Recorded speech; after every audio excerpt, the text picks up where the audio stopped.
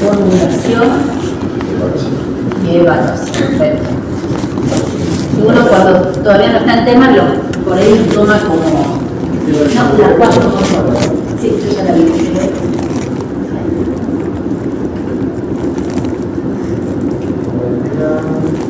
Ahí está.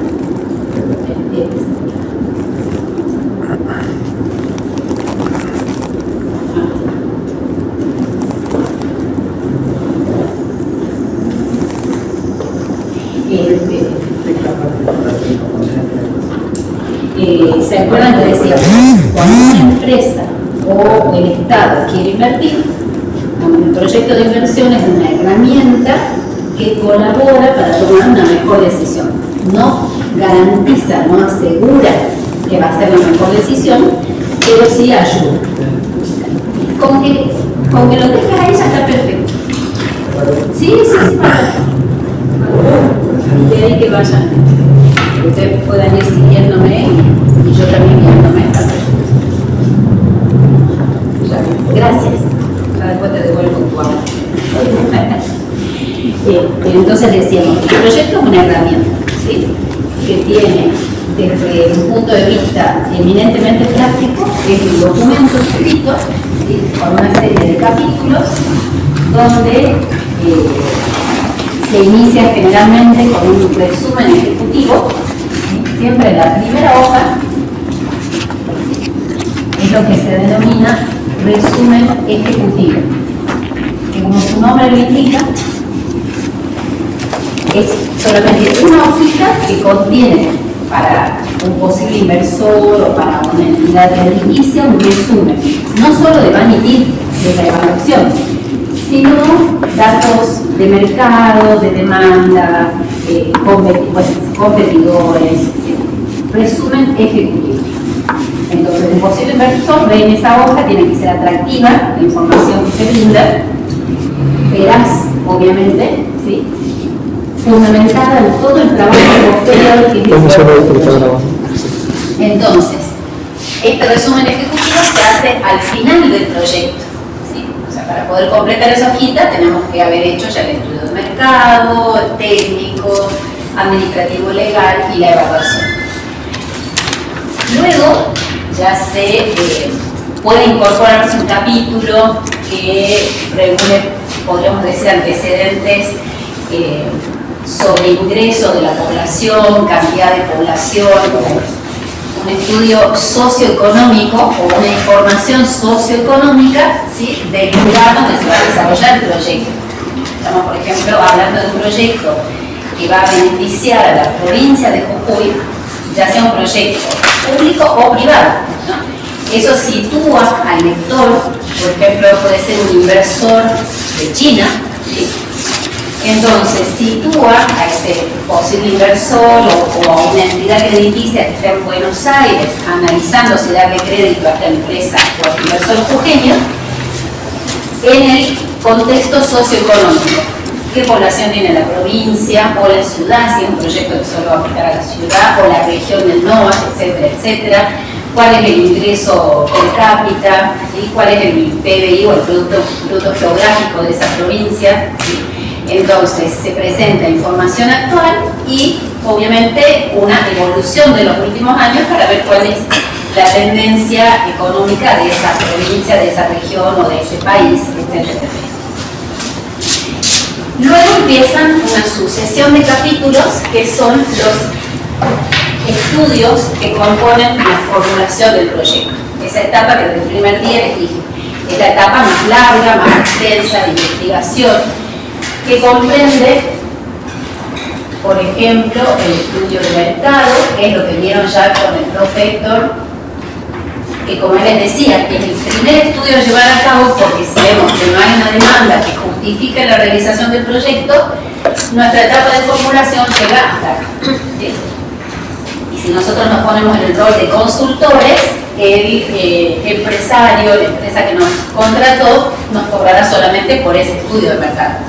Tendremos que ser coherentes y veraces en decirle que no le conviene avanzar con las siguientes etapas porque es un proyecto que no tiene una demanda que lo justifique.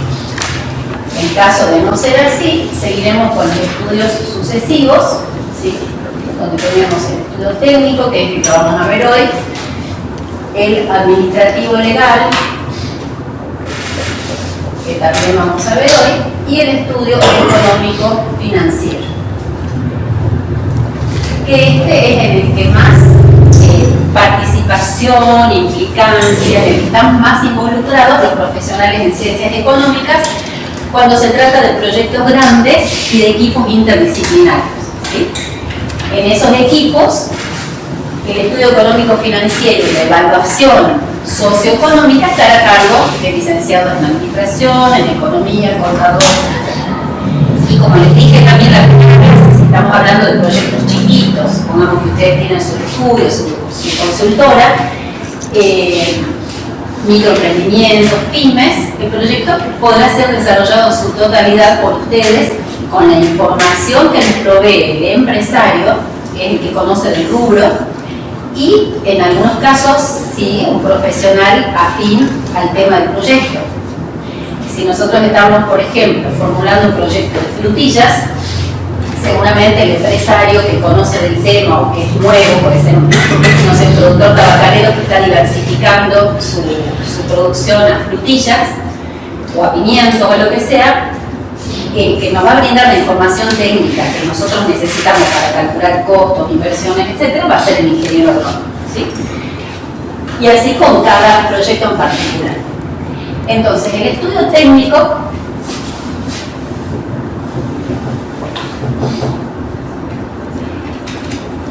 contiene a su vez tres partes que no tienen un orden ni de importancia ni de ubicación. Son tres estudios que se retroalimentan y que a su vez están influenciados por el primero, que es el estudio del mercado. ¿Sí? Pero el estudio técnico es como, podríamos decir, que compone la parte central del proyecto, ¿sí?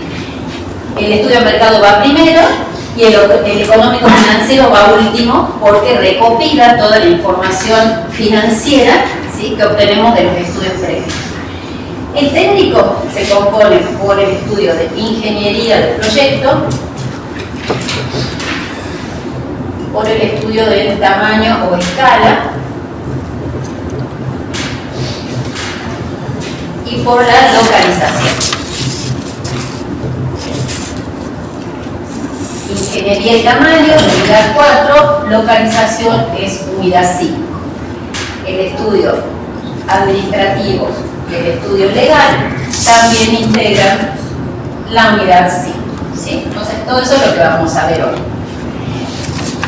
El estudio técnico en proyectos grandes, en proyectos, como les dije, donde hay muchos profesionales, porque se trata, por ejemplo, de construcción de diques, de pavimentación de avenidas importantes, construcción de canales, etcétera, etcétera, es un estudio que está a cargo de los ingenieros, arquitectos, ingenieros ambientales, etcétera, etcétera, ¿sí?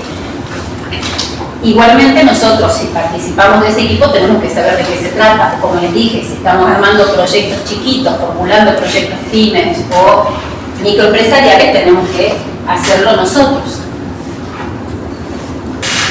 Y se acuerdan que en la primera clase hablamos de viabilidad. Dijimos que a medida que vamos avanzando en cada etapa de la formulación, tenemos que llegar a la conclusión acerca de que el proyecto es viable, ¿sí? Viable podemos decir que es sinónimo de posible. Pero la viabilidad es una palabra que se utiliza mucho en esta disciplina, ¿sí? Entonces, ¿es posible de encarar el proyecto o de llevar a cabo, de instrumentarlo desde el punto de vista técnico? Es decir, ¿existe la tecnología disponible? ¿Existen escalas de planta que justifiquen hacer el proyecto para el mercado, que ya sabemos más o menos de qué cantidad de demanda se compone? ¿Esa tecnología es accesible para el inversionista? La localización más conveniente está disponible, porque a lo mejor la mejor ubicación para el proyecto no tiene terrenos disponibles, por ejemplo. Entonces, Como consecuencia del estudio técnico, o sea, una vez que terminamos de desarrollarlo, tenemos que llegar a la conclusión acerca de si el proyecto es viable desde este punto de vista técnico. Así como cuando hemos realizado el estudio de mercado, hemos determinado si el proyecto es viable en cuanto a un mercado suficiente, ¿sí?, interesado en nuestro producto o servicio. Entonces, dentro del estudio técnico, ¿qué preguntas intentamos responder? ¿Cómo se va a producir el bien o servicio que ofrece nuestro proyecto? ¿Qué se necesita para producirlo? O sea, no solo qué se necesita, sino cuánto se necesita anualmente de cada uno de estos elementos, materias primas, materiales, mano de obra de distinto tipo y distinta clasificación y calificación, qué insumos, energía eléctrica, gas, agua, si estamos hablando de riego, etcétera, etcétera. O sea, qué se necesita y cuánto. ¿Cuánto va a costar la instalación y montaje del proyecto? ¿Cuántas unidades del producto se van a producir por año? Que no es lo mismo que el estudio de mercado que decíamos, ¿cuánto nos pueden llegar a comprar del producto? ¿Sí? Ahora bien, la información que nos contestó el estudio de mercado a esa pregunta, ¿cuánto podemos vender anualmente del producto? Ahora la vamos a contrarrestar con esta, ¿cuántas unidades de producto se van a producir? Que no es lo mismo, ¿sí? ¿Y dónde se va a localizar el proyecto? ¿Dónde se va a ubicar? Parece algo muy sencillo, pero implica toda una serie de análisis y factores a tener en cuenta. La ingeniería del proyecto básicamente trata de determinar la función de producción óptima y el proceso de producción más conveniente para el tipo de producto o servicio que se va a ofrecer, y también recopilar información económica, como yo les dije hace un rato.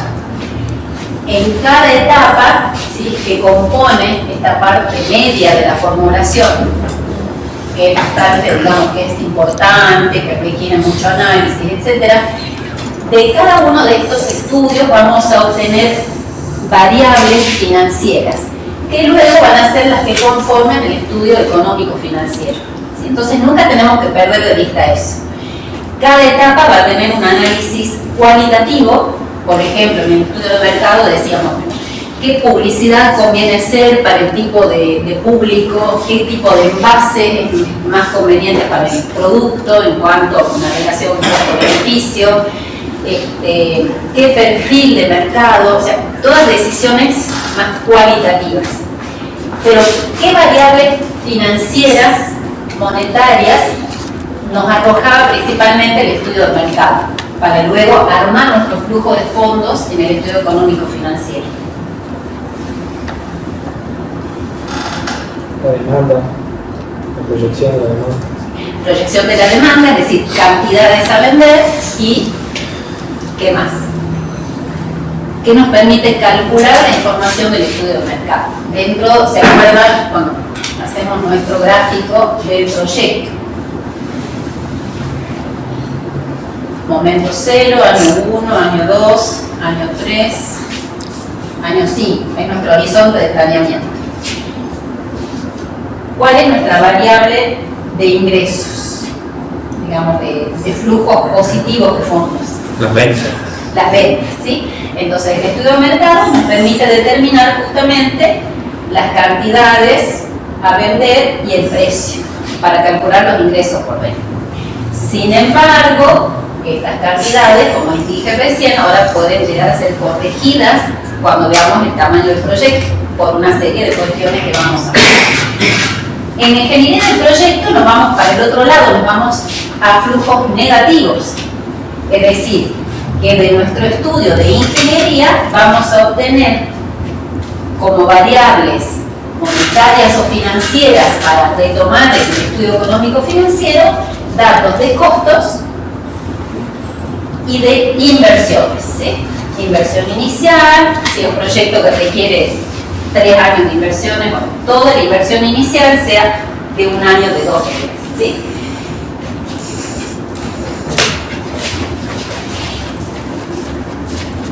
Decimos acá que uno de los objetivos es determinar la función de producción, ¿sí? Y el proceso de producción. Son dos cuestiones fundamentales. ¿A qué se refiere cuando ven en economía la función de producción? No en términos tan científicos, sino qué significa la función de producción. A ver, los licenciados en economía, casi licenciados. Relacionado con la cantidad de trabajo. ¿Cómo? Relacionado con la cantidad de trabajo. Cantidad de trabajo. La cantidad de trabajo de capital. Claro. Es una combinación de factores de la producción que nos permite obtener ¿qué? Una cantidad de producto determinada. ¿Sí? Eso desde el punto de vista económico, científico, etc. Aquí hablamos de lo mismo, no es que estamos hablando de otra cosa. Sin embargo, lo vemos más desde un punto de vista práctico en cuanto a qué vamos a necesitar en nuestro proyecto para fabricar el o los productos que vamos a ofrecer, o para prestar el servicio al cual está destinado el estudio de nuestro proyecto, ¿sí? Entonces a eso nos referimos en determinar la función de producción, ¿sí? No es una función de producción en términos de ecuación, ¿sí? Sino en determinar, como vimos recién, las preguntas a responder, o sea, ¿qué vamos a necesitar para producir el producto del proyecto y en qué cantidad? Y al hablar del proceso de producción estamos hablando de la forma en que vamos a combinar esos factores, es decir, la tecnología que vamos a seleccionar, que es la que va a utilizar esos factores de producción que dijimos recién en nuestra función, o sea, la materia prima, la mano de obra, el factor tierra, etcétera, etcétera, ¿sí? O sea, de qué manera se van a combinar en función de una determinada tecnología. Entonces, eso es principalmente el insumo del estudio de la ingeniería del proyecto. Para eso, tenemos que analizar las distintas tecnologías disponibles, ¿sí? Entonces, función de producción. ¿Qué se necesita, ¿sí?, para producir el bien o servicio que se va a ofrecer en la cantidad y con la calidad establecida? Y el proceso de producción es cómo se va a producir, es decir, la forma en que los factores de producción, ¿sí?, bueno, todo lo que vamos a necesitar que lo determina esta función, cómo se va a transformar en ese producto final. Obviamente esto está relacionado, porque el proceso productivo que elijamos en función de ciertos factores va a determinar la cantidad de materia prima, de mano de obra, etc. Yo puedo poner una panadería donde mi tecnología va a ser sumamente artesanal, o sea, voy a producir en horno de barro, ¿sí?, donde el insumo del horno de barro va a ser la leña, ¿sí?, el insumo que va, digamos, el combustible que va a mover mi equipo va a ser la leña para encender el horno, ¿sí? Y voy a necesitar maestros panaderos que amasen, o sea, sumamente artesanal, que hagan la masa madre que está de moda ahora. Y por otro lado puedo tener una panadería totalmente automatizada, ¿sí?, con hornos eléctricos, donde el insumo va a ser la electricidad, se va a requerir menos mano de obra, las bandejas van a ser distintas, ¿se entiende?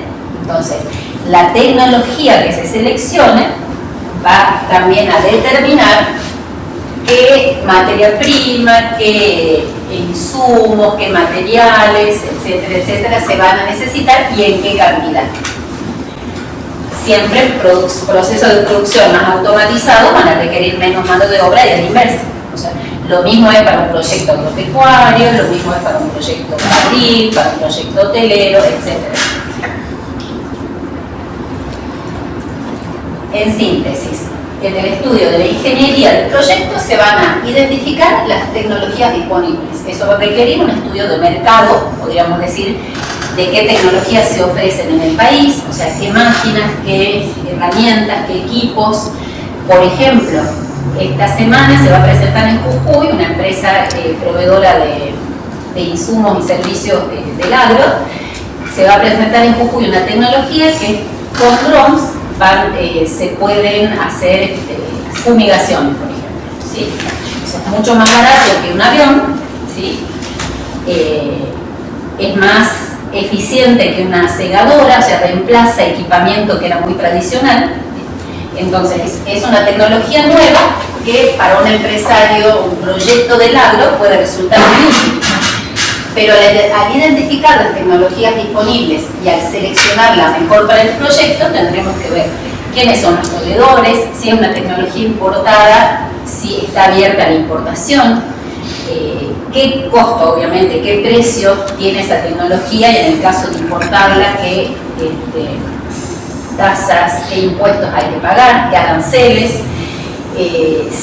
si esta tecnología está radicada en otra provincia o en otro país, existe mantenimiento en el país, o sea, hay ingenieros, personal técnico que puedan solucionarnos un problema. Tenemos service, no solo service autorizado, repuestos, o sea, hay que hacer todo un estudio, como les dije recién, de mercado, no el estudio de mercado del proyecto, sino de toda la maquinaria y equipamiento disponible para ver cuál va a ser la mejor que se adapte a mi proyecto. No la mejor que existe, sino la mejor en cuanto a posibilidades de que el empresario pueda adquirirla. En función de esa tecnología, calcular los requerimientos anuales, como les dije recién.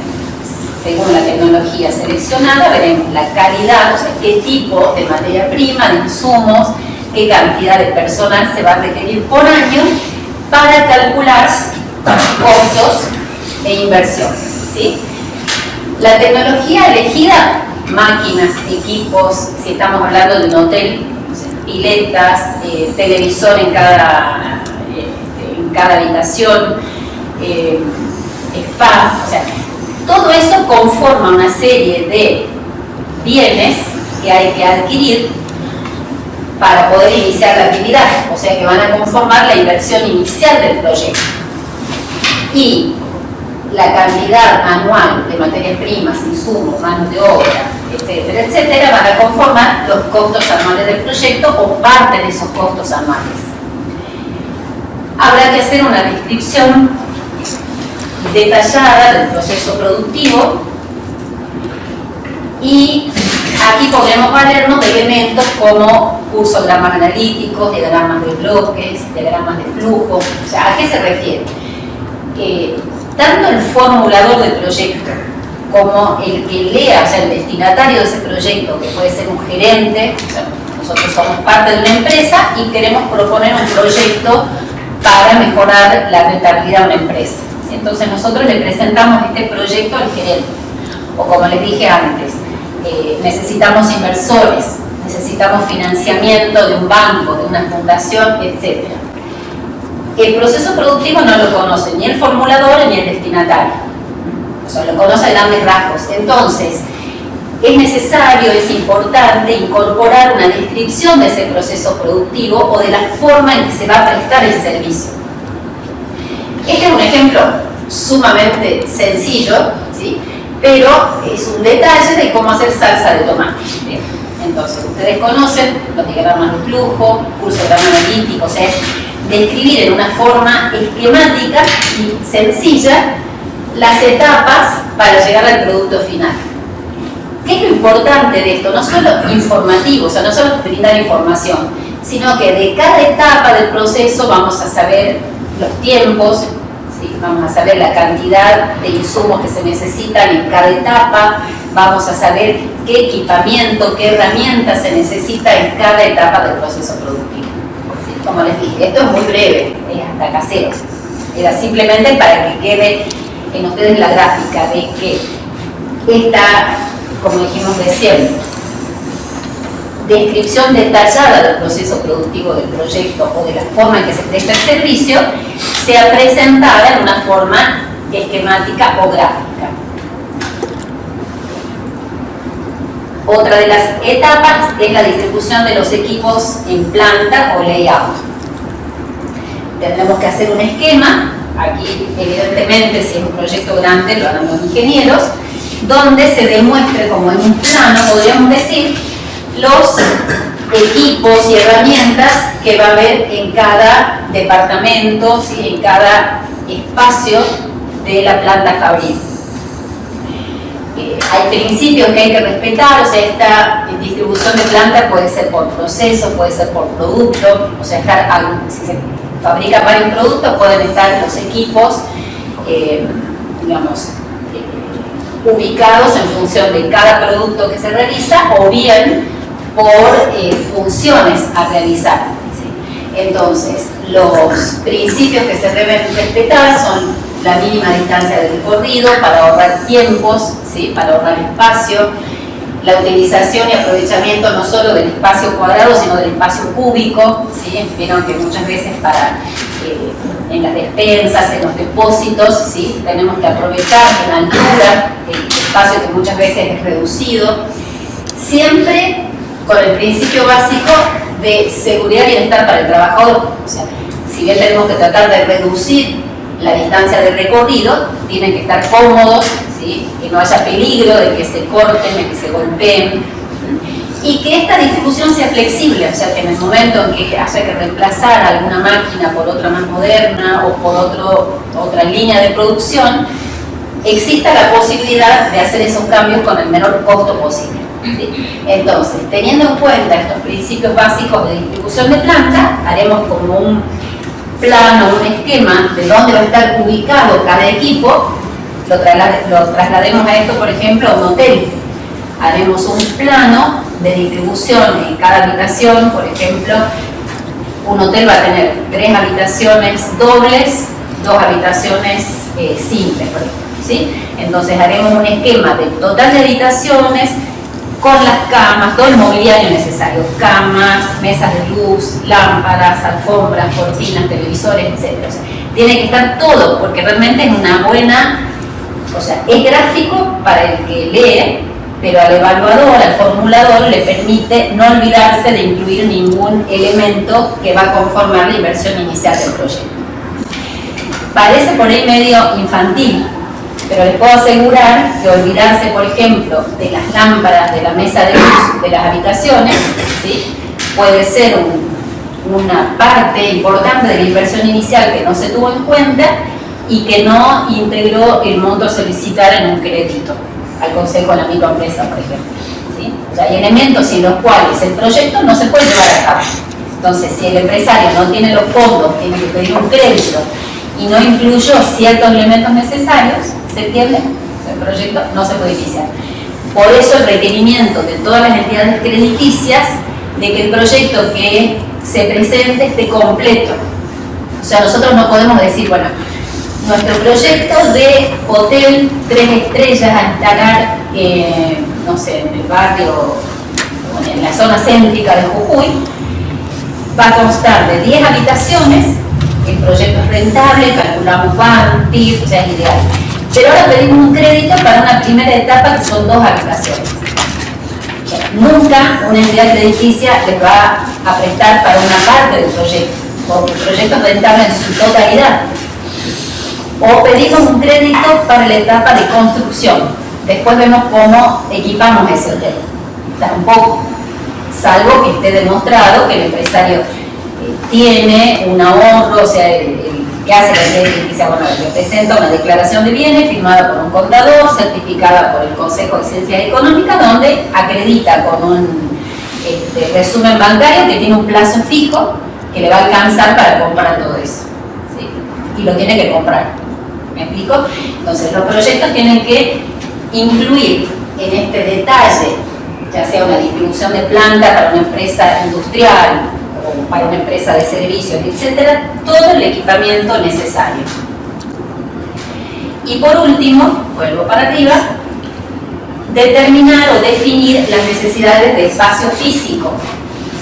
Cuando el proyecto prevé la construcción de la empresa, ya sea de un tinglado o de un hotel, como les dije recién, etcétera, etcétera, en función de todo lo que vimos antes, la tecnología que se va a necesitar, de la cantidad de personal, de la distribución del equipo o mobiliario en planta, se va a definir la necesidad de espacio físico. O sea, cuántos metros cuadrados tiene que tener el departamento de producción, el depósito de materia prima, el depósito de productos terminados, ¿sí? Los vestuarios para el personal, no es lo mismo una empresa que tiene 3 empleados que una empresa que tiene 100, ¿sí? Entonces, todo eso va a determinar las necesidades de espacio y obra física, que evidentemente quién va a ser, qué profesional va a ser el que va a elaborar esta etapa con la información suministrada por las etapas previas de este estudio. Un arquitecto, ¿sí? Un arquitecto será el profesional idóneo que avale con su firma y con su estudio, o sea, con su informe, ¿sí? Las características, el costo que va a tener la obra física necesaria para que el proyecto se pueda llevar a cabo. ¿Qué hace el arquitecto? Aparte del plano edilicio, adjunta un detalle de mano de obra y materia prima necesaria, es decir, el presupuesto de obra, ¿sí? En cuántas etapas se realiza, en cuánto tiempo. Toda esa información, como ustedes pueden ver, es muy extensa, es necesaria y hace a la definición de este tiempo previo que se va a requerir para que el proyecto en el día 0 pueda iniciar su actividad. No es lo mismo, por ejemplo, hacer 3 cabañas en el norte, en Purmamarca, donde puede requerir ¿cuánto de tiempo? ¿1 año? O menos. ¿Sí? Es decir, que vamos a tener 1 año de inversión inicial, que por ejemplo la construcción del Howard Johnson, ¿sí? Que ya tiene sus años acá en la Güemes, donde es un edificio que yo en esa época dábamos clases en la Alvear y veíamos cada año cómo iba creciendo, o ahora más actual el edificio del Amelia, creo que es, en la 19 de abril. Vieron que lleva ya 2 años y todavía falta, o sea, que la etapa de inversión inicial de ese proyecto, ¿sí? Es mucho más extensa. Entonces vamos a tener 3 años de flujos negativos importantes, ¿sí? Que conforman la inversión inicial. -2, -3, etc. ¿Sí? O sea, ya sale un poco de esa gráfica típica del proyecto que tiene inversión inicial en el año 0 y al año 1 ya empieza a generar ingresos y, bueno, claro, y costos, ¿sí? Entonces, los efectos económicos, que es lo que dijimos al principio, de este estudio de ingeniería del proyecto, van a ser la determinación de la inversión inicial en activos fijos, porque aquí hemos seleccionado máquinas, equipos, o sea, tecnología, obra civil a realizar, herramientas, en el caso de, por ejemplo, una panadería, bandejas, palos de amasar, o sea, todo. Es muy gracioso, por ejemplo, en el caso de los restaurantes, ¿sí? Donde tenemos que ver todo lo que se requiere en una cocina, desde una licuadora, no sé, procesadora, cubiertos, cucharones, etc. O sea, hay que ir a una empresa proveedora y pedir un detalle de todo lo que se necesita para montar, por ejemplo, una cocina para un restaurante de 10 mesas. Entonces, tiene que estar todo incluido. De esa forma vamos a calcular en forma, digamos, cierta la inversión inicial en activo fijo. Y a su vez, de este estudio de ingeniería de proyecto, vamos a poder determinar los costos de operación en lo que se refiere a costos de producción.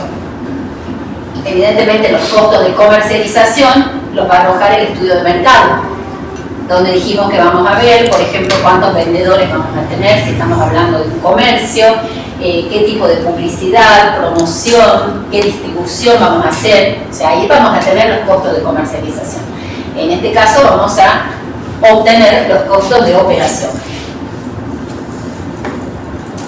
Ahora, yendo a una cuestión bien práctica, hay unos cuadros que se suelen adjuntar al estudio de ingeniería del proyecto que se llaman balances o presupuestos. Por el presupuesto no me gusta mucho porque se suele confundir con los presupuestos que usamos nosotros en otras materias, el presupuesto de producción, ¿sí? O sea, que tienen que ver más con variables financieras. Aquí no. Aquí estamos hablando de cantidades, ¿sí? En lo que se refiere, por ejemplo, a obras físicas, maquinarias y equipos, materias primas, manos de obra. O sea, todo aquello que se obtiene como conclusión del estudio de ingeniería para después transformarse en variables financieras en el estudio económico-financiero, o sea, en inversiones y en costos. Aquí lo que hacemos es volcar en cuadro un resumen, por ejemplo, creo que acá apunté, sí, por ejemplo, un balance de maquinarias, ¿sí? Entonces, de acuerdo al proyecto de que se trate, por ejemplo, este es un proyecto del agro, por ejemplo, proyecto de producción de maíz, ¿sí? Entonces, el empresario va a tener que comprar un tractor, 2 pulverizadoras, un arado y una motobomba, ¿sí? Podemos agregar ya los datos de costos. ¿Por qué? Porque para poder elegir, ¿se acuerdan que elegimos la tecnología más adecuada para el proyecto, que no es la más cara ni la mejor? Pues sí, depende del empresario, depende de la rentabilidad o las ventas que va a tener el proyecto. Hemos tenido que contactar a proveedores, ¿sí? Buscar en internet, contactar a proveedores y seguramente nos enviaron presupuestos con catálogos, con datos, información, etc. Entonces ya podemos estar en condiciones de volcar información financiera, ¿sí? Pero sobre todo tenemos las características de cada equipo y cuánto se va a adquirir de cada uno de ellos. Aquí es importante también ya volcar la vida útil de cada equipo, porque en el estudio económico-financiero vamos a calcular las amortizaciones anuales, ¿sí? Que por ahora no me meto en ese tema, hasta ahí llego. El balance de materias primas también, en función del proyecto, estudio de ingeniería, que hemos analizado, dijimos que vamos a llegar a la conclusión de qué materias primas se van a requerir para el proceso productivo o para la prestación del servicio y en qué cantidades. Este, por ejemplo, es un balance de materias primas de un proyecto de salud, ¿sí? ¿Qué se va a necesitar? Catéter, 80 unidades por año, jeringas, 200, y de estas características, ¿no? De 20 mililitros, 200 unidades por año, par de guantes estériles, 200 unidades por año, y suero, 500 unidades por año. Cada uno con su costo unitario y su costo total, ¿sí? Cantidades que nos llevan al cálculo después de costos. Ahora, para llegar a este cuadro hubo que hacer, obviamente, un estudio, ¿sí? De cuántos, en este caso, cuántos servicios se van a prestar. Y en el caso anterior de los equipos, también se va a comprar un tractor, 2 pulverizadoras, un arado, etcétera, pero ¿para qué tamaño de producción o de unidad de producción? ¿Para cuántas hectáreas? Para producir cuántas hectáreas de citrus, ¿sí? Cuántas hectáreas de pimiento, etcétera, etcétera. O sea, todo tiene un estudio previo que nos lleva a determinar estos balances. Y así también se puede hacer para la mano de obra, o sea, para ver qué cantidad de personal se va a requerir en cada puesto, ¿sí? Se puede hacer para los materiales, en el caso del proceso de producción que requieren muchos materiales más específicos, etc. ¿Se entiende? Son 4 resúmenes del estudio que llevamos a cabo, que tiene que ver sobre todo con cantidades, pero que ya nos permite ir un poco visualizando costos e inversiones. Ahora, está totalmente relacionado el estudio de la ingeniería del proyecto con el tamaño del proyecto. Por eso les decía recién que al calcular las cantidades de cada materia prima, las cantidades de cada equipo a adquirir, ¿sí? Nosotros ya tenemos que saber para qué tamaño de proyecto o para qué escala de producción estamos hablando. ¿Me siguen? Que no tiene que ver con las cantidades a vender, porque sí tiene que ver, ¿sí? Obviamente que están relacionados, pero no es determinante la conclusión a la que llegamos en el estudio de mercado por sí solo. ¿A qué nos referimos con tamaño del proyecto? No es ni el tamaño del edificio, no son las cantidades de personas, la cantidad de personas que trabajan, no es nada de eso, es la escala de producción o la capacidad de producción que va a tener el proyecto durante los años de vida útil, ¿sí? Durante ese horizonte de planeamiento. Es decir, cuántas unidades se van a producir por periodo de tiempo, es decir, por año. Nosotros en los proyectos de inversión podemos hacer análisis más para periodos de tiempo más breves. Por ejemplo, en el estudio de mercado decimos, bueno, ¿cuánto se consume o cuánto se va a consumir de nuestro producto por mes? Sobre todo si es un producto estacional, bueno, se va a vender más en la época, no sé, una fábrica de pastas. En el invierno se va a producir más que en el verano, entonces podemos ir haciendo un estudio mensual. Sin embargo, todo eso después, todas esas variables, esas cantidades, las vamos a llevar al año, ¿sí? O sea, nuestro proyecto se presenta en unidades anuales, o sea, en cantidades anuales. Por lo tanto, el tamaño del proyecto se lo va a expresar en unidades, ya sea toneladas de soja, toneladas de maíz, litros de jugo, kilos de dulce, etcétera, etcétera, por periodo de tiempo o por año. Cantidad, por ejemplo, un hotel será cantidad de pasajeros por año, un proyecto del agro será en función del rendimiento de cada digamos, variedad, cantidad de frutillas, toneladas de frutilla por año para una finca de 2 hectáreas. ¿Sí? Cada posible tamaño que pueda adoptar el proyecto influye en las cantidades y tipos de recursos necesarios. Y acá viene la interrelación que yo les digo con la ingeniería del proyecto, donde no es que se hace un estudio por separado del otro, o sea, son dos cuestiones que se presentan por separado en la teoría, ¿sí? Pero los hechos es una sola, o sea, es una decisión, ¿sí? Que se refiere al tamaño y a la tecnología y a la función de producción, pero que están íntimamente relacionadas. Porque en función del tamaño del proyecto que seleccionemos, que va a estar dado por la tecnología disponible, o sea, cuando nosotros vamos, por ejemplo, a poner una panadería, yo les dije, va a ser muy tecnológica, vamos a comprar hornos eléctricos. Se ubican los hornos esos de la panadería, son cuadrados, se dan vuelta. Entonces, ese horno nos permite fabricar una cantidad de X de pan por día. Es decir, tantos kilos por día, por mes, por año. Entonces, esa unidad tecnológica va a ser un tamaño X del proyecto, ¿sí? Un posible tamaño. Ahora, el empresario puede comprar 2 unidades tecnológicas, o sea, 2 hornos de ese tipo, ¿sí? Entonces, el tamaño del proyecto va a ser otro. Obviamente, que ¿cuál va a ser el principal factor que va a analizar el empresario, el consultor, para decidir comprar un horno, 2 o 10? ¿Cuál creen que va a ser la principal variable de decisión? La demanda. La demanda. Primero y principal, la demanda. Si en el estudio de mercado se llegó a la conclusión de que hay una posible demanda de, voy a dar cualquier número, 12.000 kilos de pan por año, ¿sí? Y un horno me permite fabricar 10.000 kilos por año, bueno, podemos comprar un horno, o sea, con 2 vamos a tener capacidad ociosa, ¿sí? Pero tenemos peligro de perder un poquito la cuota de mercado, ¿sí? Entonces, aquí empieza el análisis del estudio de tamaño o de escala del proyecto, ¿sí?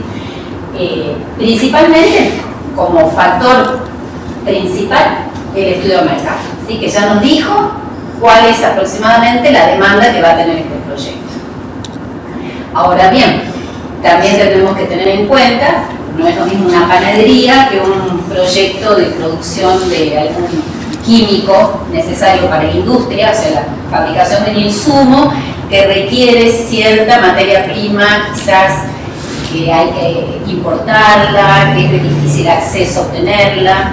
Entonces, tendremos que ver también no solo el mercado, sino la disponibilidad de materia prima en cantidad y calidad suficiente, ¿sí? Para poder fabricar ese producto que vimos que el mercado requiere.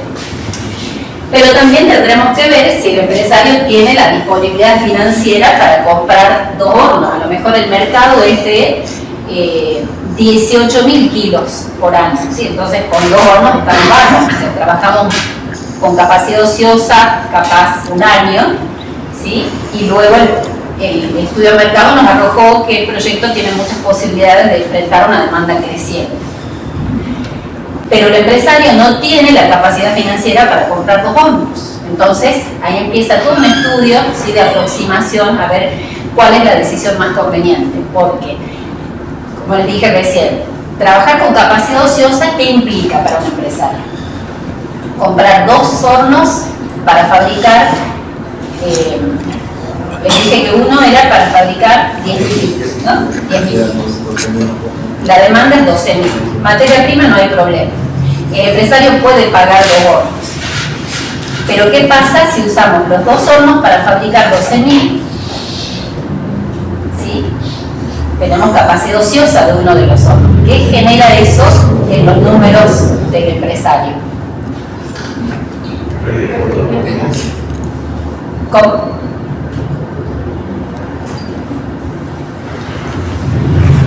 La capacidad ociosa genera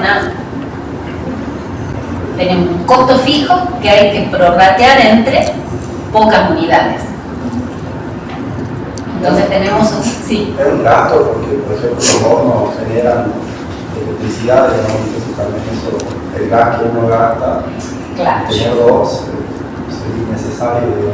Claro, o sea, tenemos un costo fijo que el empresario tiene que enfrentar, ¿sí? ¿Y cómo va a hacer para cargarlo en el producto? Lo tendría que cargar en los costos. El costo unitario va a ser muy alto. Él tiene un precio de mercado tope. O sea, si el pan sale 1.000 pesos, él no puede salir al mercado vendiendo el pan a 2.000 pesos. ¿Sí? Entonces sus números no van a cerrar. Entonces, capacidad ociosa significa costos unitarios altos por gastos que tiene que enfrentar. ¿Sí? Los números no cierran. Ahora, como dije recién, en el otro lado está el peligro de dejar de satisfacer un mercado que si nosotros no proveemos, se pueden ir con la competencia. Entonces es todo un estudio de aproximación, en este caso muy sencillo. En plantas industriales grandes, donde las unidades tecnológicas a veces no son tan lineales, fíjense que es una decisión bastante complicada. Hay procesos productivos donde hay que comprar sucesivas máquinas que hacen a la línea de producción. Entonces hay que ver quizás la alternativa de que se trabajen más turnos de trabajo, o sea, con un solo horno, pero que en vez de trabajar 8 horas, tengamos 2 turnos de personal, ¿sí? Entonces con una sola unidad tecnológica se aprovecha y se llega a la cantidad demandada. ¿Me explico? ¿Sí? Es decir, que cuando analizamos la tecnología podemos tener tecnología que supera a la cantidad demandada, que es inferior o que es prácticamente similar. Entonces habrá que ver las cantidades que produce cada equipo disponible en el mercado y de ahí llegar a la conclusión que sea más eficiente para el proyecto.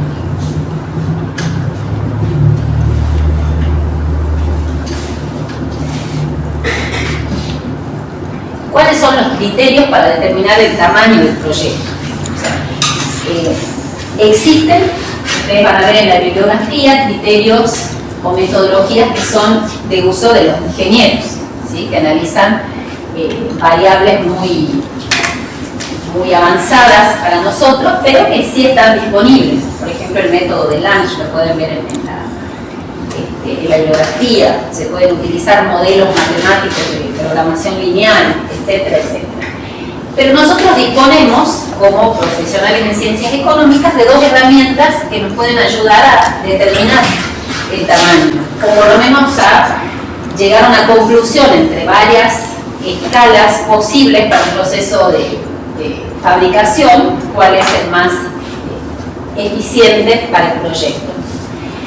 El punto de equilibrio, bueno, ustedes eso ya lo saben en otras materias, supongo, es la cantidad de producción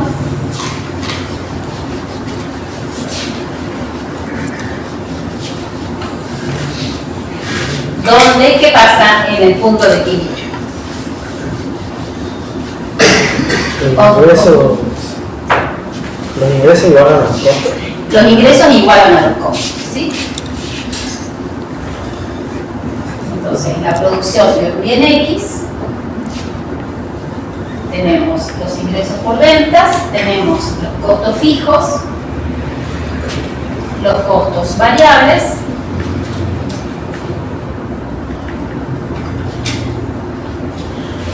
y los costos totales, ¿sí? Como sumatoria de costos fijos más variables. ¿Nos interesan? Ahora tengo otro color. Nos interesan entonces los ingresos por ventas del proyecto y los costos totales del proyecto, ¿sí? Entonces, para un proyecto en particular vamos a tener ingresos y costos, y este punto, ¿sí? En donde los costos igualan a los ingresos por ventas, tenemos el punto de equilibrio. Entonces, si estamos haciendo un análisis para un proyecto en particular, las cantidades que arroja el estudio de mercado, ¿de qué lado deben estar del punto de equilibrio? Para que digamos, o sea, en este caso, ¿por qué digo el tamaño del proyecto está reflejado en este gráfico? Porque una determinada tecnología genera un costo fijo, por ejemplo el horno, ¿sí? Como dijo el compañero, tiene un consumo por día, por mes, por año de gas, ¿sí? O sea, consumo diario lo llevamos al mes, lo llevamos al año. Entonces tiene un consumo determinado de gas y, por ejemplo, una persona que lo opera. Ese es el costo fijo. Y tiene una serie de costos variables. Si nos permite producir 10 kilos, ¿sí? Entonces, la materia prima que se requiere para esos 10 kilos, ¿sí? Acá el personal, si bien la mano de obra es variable, en este caso la coloco como fija porque es una sola persona que maneja el horno. Entonces tenemos costos fijos y variables asociados a esta escala de planta. Entonces, por ejemplo, el punto de equilibrio son, para el caso de este horno, para vender el pan, supongamos, es 9, 8 kilos día, o vamos a llevarlo al año, 8.000 kilos año.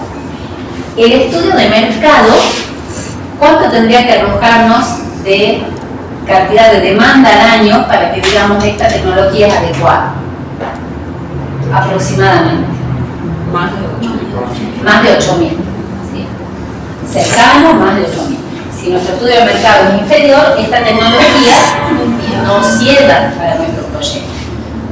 Ahora bien, podemos en un mismo gráfico incorporar dos proyectos o dos escalas diferentes, ¿sí? Sabemos que los ingresos por venta son unos, ¿sí? Que son los que arroja nuestro estudio de mercado. Entonces tenemos el costo fijo de la escala 1, los costos variables de la escala 1 y el costo total de la escala 1. Y después tenemos otra escala de planta 2, ¿sí? Con un costo fijo superior, pero quizás con un costo variable inferior.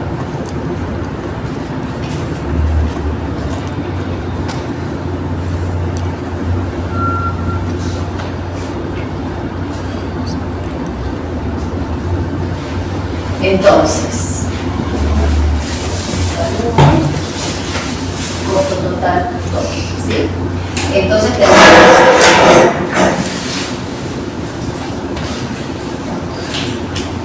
vamos a suponer 8.000 y 10.000 kilos al año, ¿sí? Del producto inicial.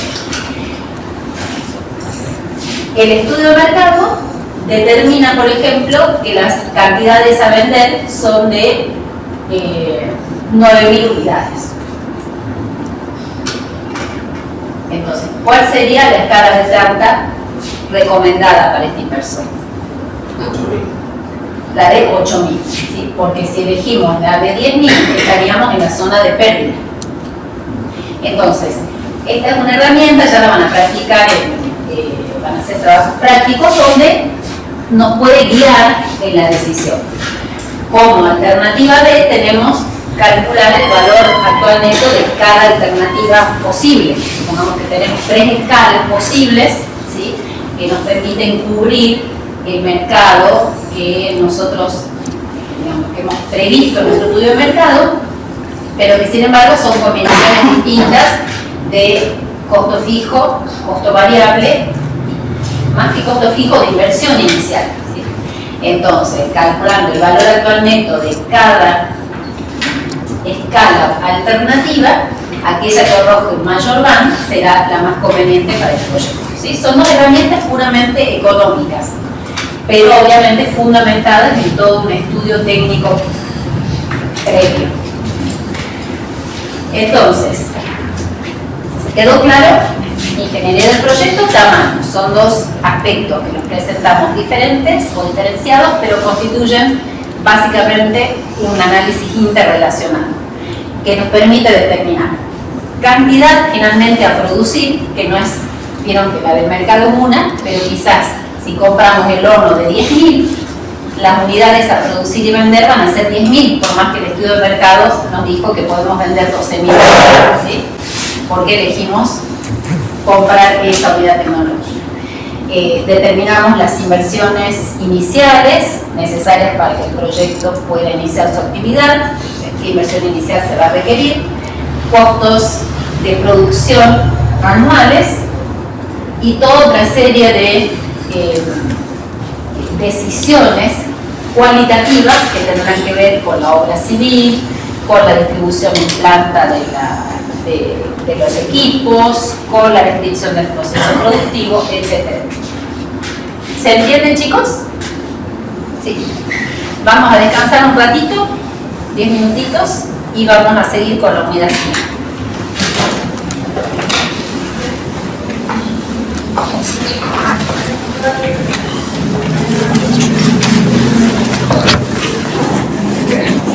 Son los ingresos por las ventas de un producto, ¿sí?, cuya fabricación requiere costos fijos y costos variables, ¿sí? La suma de costos fijos y variables hacen el costo total de producción por periodo de tiempo, puede ser por año, por mes. Como les dije, nosotros trabajamos en función de años, pero podríamos calcular el punto de equilibrio mensual, por ejemplo, ¿sí? Los ingresos por ventas, es decir, las cantidades por el precio, esto viene dado por el estudio de mercado, ¿sí? Eso no es un dato del área de producción, sino que viene dado por el estudio de mercado, ¿sí? Cantidades por precio. Ahora, si la determinación de costos fijos, que son aquellos costos que permanecen inalterables, ¿sí?, en un periodo de tiempo, puede ser el pago de alquileres, ¿sí?, el sueldo de determinados puestos de trabajo, las amortizaciones, o sea, los costos que no se van a modificar en un periodo de tiempo son los costos fijos, ¿sí? Es decir, es un monto X de pesos, ¿sí? Los costos variables, ¿sí?, justamente tienen, no son costos fijos, costos variables. Van aumentando a medida que aumentamos la producción, materia prima, o sea, más producimos, más consumimos de materia prima. Mano de obra variable, o sea, la mano de obra que está en función de la cantidad de producida, mano de obra de producción. Costo variable, aumenta la producción, aumenta la cantidad de mano de obra variable.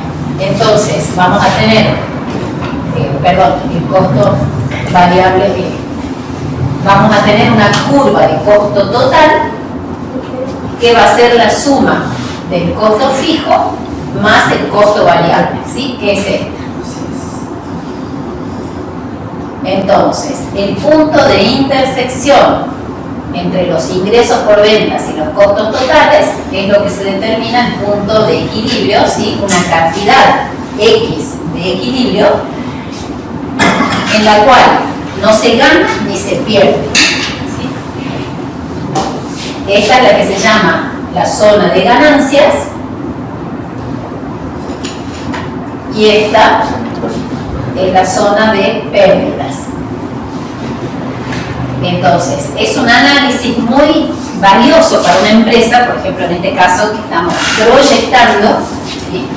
Porque si el estudio de mercado arroja que las cantidades demandadas en el año 1 van a ser inferiores al punto de equilibrio del proyecto o de esta escala de planta, evidentemente significa que vamos a estar en la zona de pérdidas, donde los costos van a ser superiores a los ingresos, ¿sí?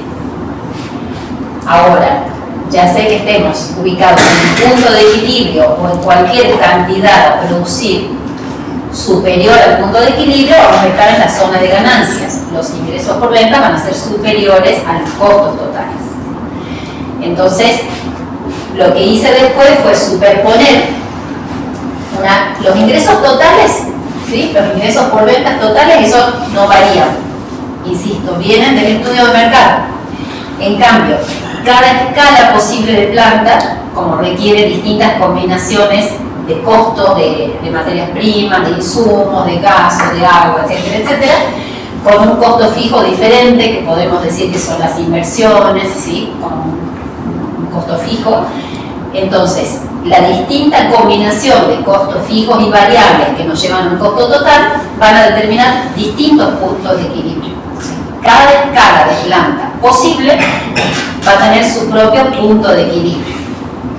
De acuerdo a los ingresos por ventas que nos arroja el estudio de mercado, veremos cuál de esas escalas es la que conviene para el proyecto. Es decir, que los ingresos totales del estudio de mercado tienen que ser, o las cantidades demandadas, si queremos decir, tienen que ser superiores a la cantidad del punto de equilibrio de una determinada escala. ¿Sí? Lo van a practicar, pero no quería que quede descolgado porque por ahí no todos lo vieron en profundidad. Bueno, siguiendo entonces con otro aspecto del estudio técnico, vamos a ver la localización del proyecto, que obviamente es determinar la mejor ubicación espacial, dónde va a estar ubicado el proyecto, dentro de una infinidad de lugares posibles. ¿Cuál va a ser el sitio preciso? Es una decisión estratégica. ¿Por qué? Porque ustedes fíjense, si este estudio no se hace a conciencia, no se tienen en cuenta todas las variables económicas, geográficas, legales que hay que tener en cuenta, y recomendamos una ubicación justamente que no es la apropiada. Toda la inversión del proyecto, que seguramente puede ser millonaria, ¿sí?, hará que el proyecto fracase si no es el lugar más apropiado. Por eso se dice que es una decisión estratégica, porque compromete en el largo plazo ya una inversión que se efectúa en un determinado lugar y que no se puede mover, ¿sí? Y muchas veces también esa decisión, vamos a quizás a una inversión mucho más pequeña o un proyecto mucho más simple, podríamos decir, como puede ser la ubicación de un, no sé, de un maxi kiosco, de un negocio de venta de ropa, de una zapatería, de un negocio de ventas de repuestos para autos, etcétera, etcétera, ¿sí? Un análisis que no fue suficientemente bien realizado puede hacer que ese proyecto fracase, que ese empresario quiebre, cuando quizás haberlo ubicado a 2 cuadras de distancia, en otro barrio, en otra zona, el proyecto hubiera sido exitoso.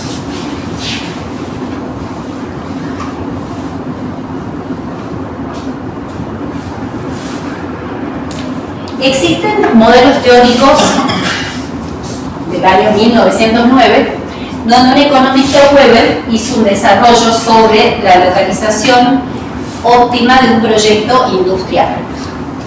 Y no por ambiguo pierde validez, ¿sí? Es un proyecto basado en un estudio basado en muchos supuestos, pero que nos lleva a conclusiones que nosotros las vamos a ver ahora, en proyectos que son actuales.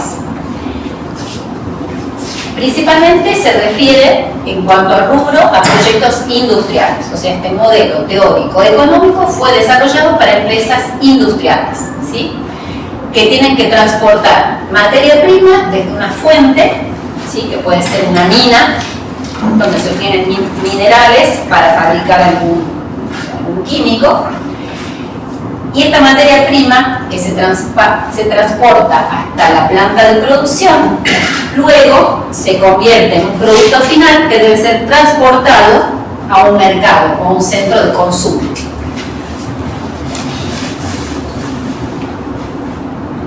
Entonces, en ese modelo, lo que tenemos que determinar, lo que determina Weber, es la ubicación óptima de esta planta industrial, considerando como única variable relevante los costos de transporte, ¿sí? El costo de transportar la materia prima y el costo de transportar el producto terminal, ¿sí? Los supuestos en los que se basa son que el productor, bueno, el tomador de precios, actúa en competencia perfecta, la firma produce un único bien, los precios de los insumos son los mismos en todas las localizaciones posibles, la materia prima no gana ni pierde peso en el proceso de producción y las tarifas son lineales por unidad de distancia y peso. O sea, significa que nosotros transportamos materia prima y no importa si la transportamos 10 kilómetros o 1000, el precio va a ser siempre el mismo por unidad transportada, o sea, por tonelada, por kilo, por caja, etc. ¿Sí? Y en la realidad muchas veces esto no es lineal, ¿sí? A mayor distancia, por ahí la tarifa es decreciente, pero este es uno de los supuestos. El primer desarrollo se basó en toda esta serie de supuestos y a medida que se fueron eliminando van surgiendo otros modelos. Pero partimos de esta situación primera, digamos.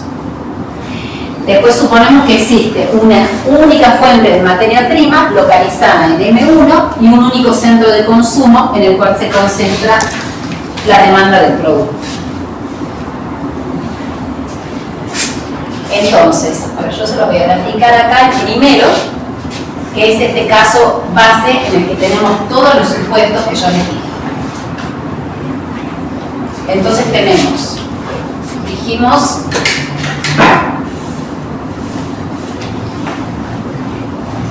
una única fuente de materia prima que está localizada en un extremo, que la denominamos M1, y un centro de consumo que está localizado, podríamos decir, en el otro extremo de una carretera, ¿sí?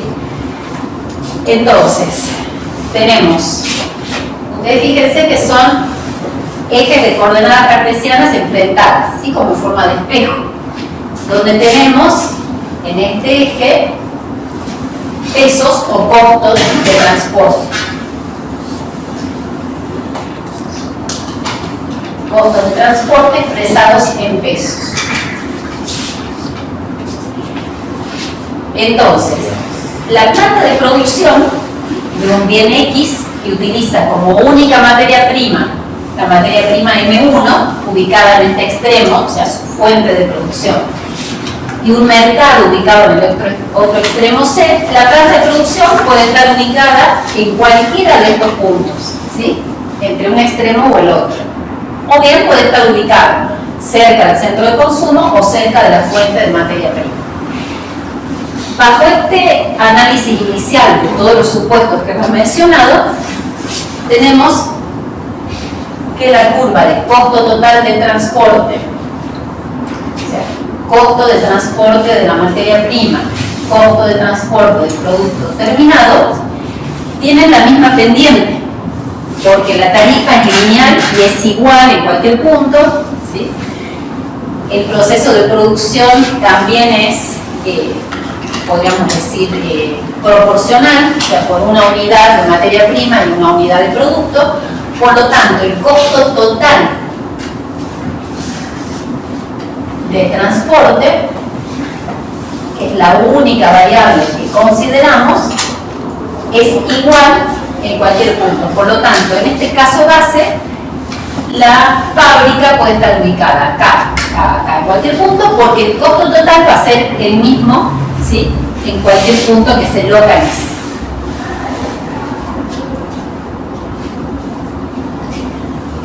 Este es el caso que ustedes tienen en la cartilla, el de más arriba, ¿sí? Entonces, En el eje de abscisas tenemos como variable la distancia. La distancia total es la que comprende desde la fuente de materia prima hasta el centro de consumo. Entonces, fíjense que si, ahí da como ejemplo, en este punto se ubica la planta, ¿sí?, de producción. Este va a ser el costo de transportar la materia prima y este va a ser el costo de transportar el producto terminal. Están como espejo. Por lo tanto, la suma de este segmento más este va a ser el costo total, ¿sí?, de transporte, o sea, costo de transportar materia prima más costo total, el costo de transportar el producto terminal. En cualquier punto que se sitúe la planta, la suma va a dar como costo total el mismo importe, por lo tanto es indistinto. Es una situación base. Ahora, ¿qué pasa? Fíjense, por ejemplo, en este caso, la forma que tiene la curva de costo total. Tiene un punto máximo y un punto mínimo. ¿Dónde se hace máximo el costo total? ¿En el mercado o en la fuente de materia prima? En el mercado, ¿sí? ¿Se ve? Este gráfico tiene como costo total, ¿sí?, dijimos es el mismo en la materia prima, la fuente de materia prima o en el mercado, ¿sí? Fíjense que acá es una línea recta. Sin embargo, en este gráfico, como dijo el compañero, el costo total se hace máximo acá. Por ejemplo, vamos a suponer que es 1.000.000. Y aquí el costo total de transporte de materia prima más transporte de materia prima más producto terminado es 800.000. ¿Sí? ¿Qué pasa? En este caso puede tratarse de productos donde el mismo proceso de fabricación hace que la materia prima gane peso durante el proceso productivo. ¿Sí? Entonces se trata de producciones que conviene que estén localizadas, o sea, donde se minimiza el costo de transporte. En el costo de la materia prima, ¿sí? Entonces, conviene que la planta esté ubicada acá, porque el costo total de transporte se hace mínimo. Y dijimos que para este estudio la única variable a considerar es la del costo del transporte.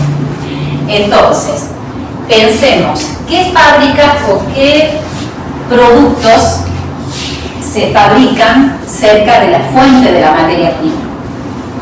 Piensen un poquito. Bien, la calera de volcán. A ver, vamos a nombrar algunos y vamos a ver qué características tienen en común. Ledesma, perfecto. La fábrica de azúcar cerca de la calle. ¿Qué otro se les ocurre? Cualquier explotación minera que esté en la cantera del litio. Bien, perfecto. Más que la cantera, a veces la planta de procesamiento de lo que se extrae, ¿no? De la piedra bruta, digamos, se procesa. Perfecto. ¿Y alguien dijo uno más? En las salinas, la producción de sal. De sal. En las salinas. En las salinas, perfecto.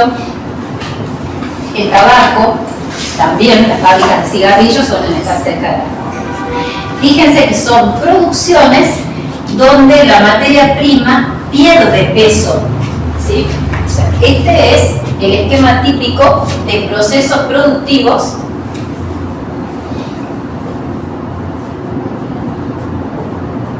donde la materia prima pierde peso o volumen, ¿sí?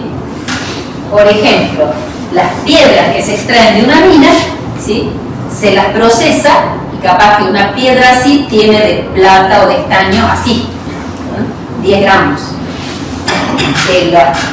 los camiones de caña típicos que uno ve en Ledesma, en Tucumán, etcétera, se transforman, o sea, disminuye el volumen, el peso para transformarse en azúcar. El tabaco, son hojas y hojas de tabaco y no es tanto el peso, el volumen que se reducen. Otro ejemplo típico, los tambos productores de derivados de leche, de manteca, de queso. O sea, si ustedes andan por la zona de Santa Fe, se ven los camiones que circulan por ahí por la zona.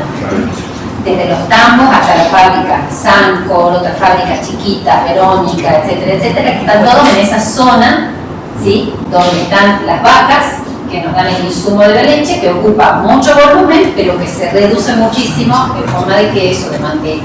Entonces, fíjense, por eso les decía recién, es un desarrollo de principios de 1900, pero que se verifica en la actualidad, en los hechos, por una cuestión puramente económica, ¿sí? Aquellos procesos productivos donde la materia prima pierde peso o volumen se radican en las cercanías de la fuente de materia prima. Por el contrario, si se trata de procesos productivos donde la materia prima gana peso o volumen, este esquema va a ser totalmente diferente, o sea, va a ser inverso. Vamos a hacerlo acá, a ver acá. Vamos a tener la fuente de materia prima, el mercado, y va a tener una forma así y así, donde el costo total va a ser mínimo en el mercado. ¿Sí? Entonces, se trata de industrias, por ejemplo, a veces se les ocurre algo que es más difícil. Reconozco que es más difícil encontrar. Yo les doy un ejemplo que es típico. Las soderías o las plantas embotelladoras de gaseosas, donde la materia prima son tachos de un jarabe, ¿sí? El jarabe con el que se fabrica luego agregando agua, gas, etcétera, se transforma en cientos y cientos de botellas. ¿La industria textil puede ser? La industria textil puede ser, sí, también. La industria maderera también se transforma, pero es más difícil, ¿no? Existen, se los doy como tarea, busquen, pregúntenle a la IA. A ver, ahora pregúntenle si tienen abierto el chat, así aprovechemos la herramienta. O sea, procesos productivos donde la materia prima gana peso o volumen.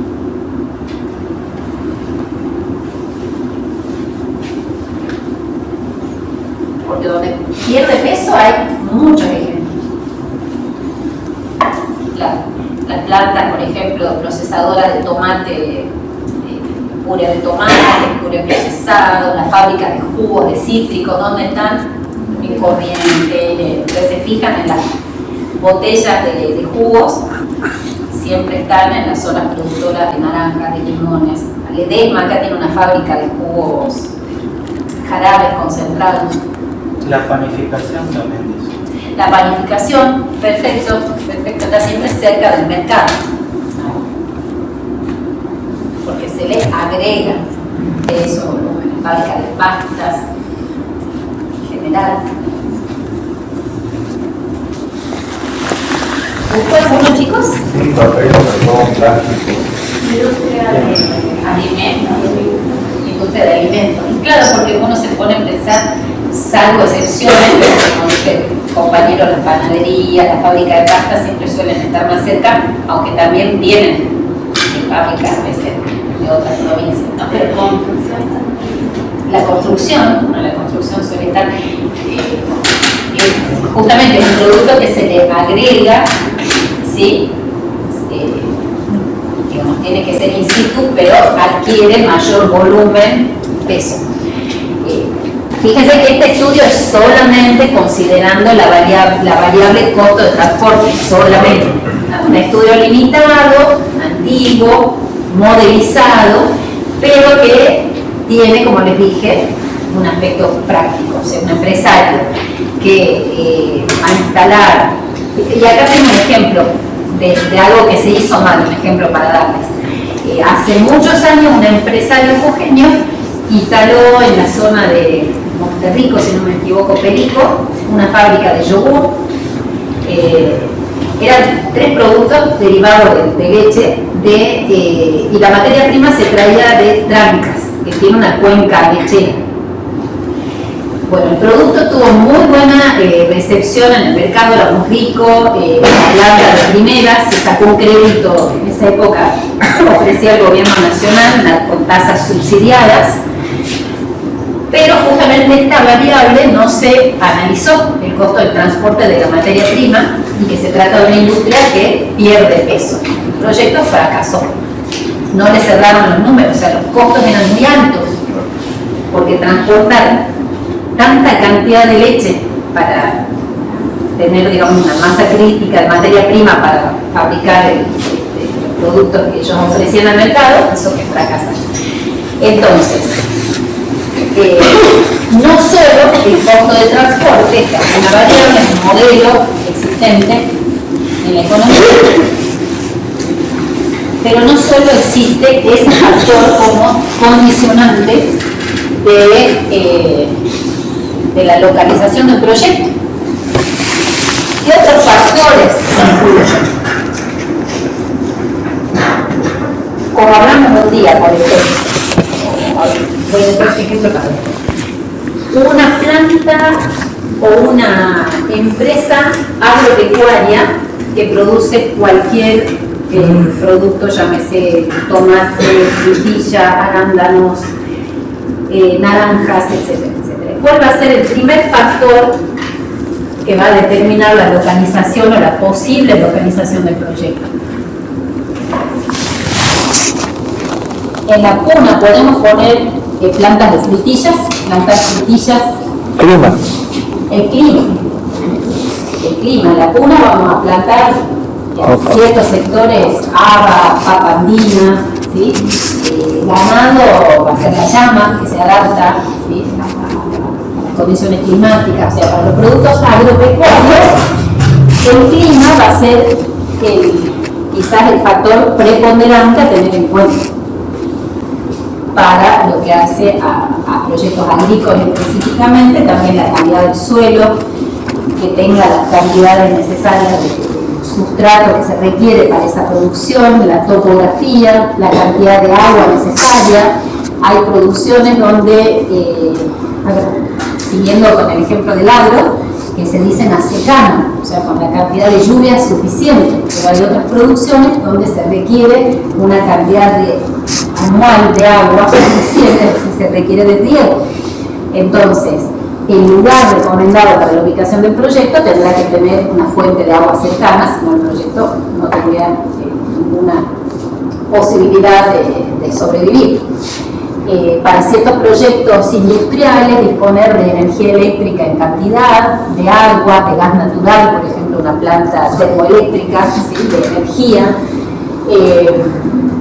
la posibilidad de desprenderse de desechos. Ahí van a ser cuestiones legales. Hay determinadas ubicaciones donde podemos minimizar los costos de transporte, los costos laborales, pero se trata de una planta, por ejemplo, como puede ser una curtiembre, que genera muchos desechos.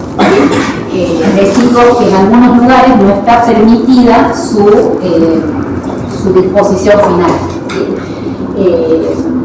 La estructura impositiva y legal no solo lo que hace a la posibilidad de desprenderse de desechos, sino que determinadas producciones pueden estar directamente prohibidas, ¿sí?, por algunas características